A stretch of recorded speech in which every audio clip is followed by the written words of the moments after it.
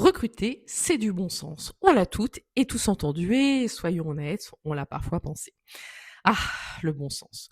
Le fameux bon sens. Simple, rassurant et profondément trompeur. Parce qu'au fond, le bon sens, ça veut dire quoi exactement?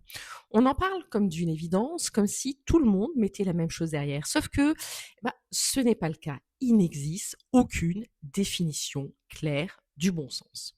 En réalité, ce qu'on appelle bon sens, c'est souvent un mélange de notre intuition, de nos expériences passées, de nos raccourcis mentaux.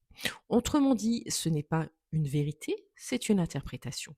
Et donc forcément, ce qui vous paraît évident ne l'est pas pour quelqu'un d'autre. D'ailleurs, comme le disait Descartes avec un brin de malice, le bon sens est la chose du monde la mieux partagée. Tout le monde pense bien juger et c'est exactement là que ça dérape.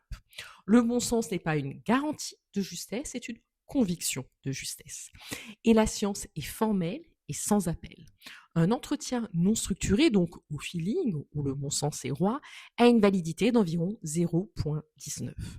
Un entretien structuré, on passe à 0,42. Si recruter était juste une affaire de bon sens, ce serait exactement l'inverse. En réalité, quand on recrute au bon sens, ce sont souvent nos biais qui décident.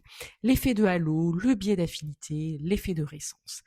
Résultat, des décisions incohérentes de recruteur à l'autre, des profils survalorisés, d'autres pourtant pertinents, écartés. Et le pire, on a l'impression de bien recruter. C'est ça le vrai piège, l'illusion de maîtrise. Alors non, recruter, ce n'est pas du bon sens, c'est un métier, une méthode, une architecture de décision. Un bon recruteur ne sent pas, il structure, il compare, il évalue.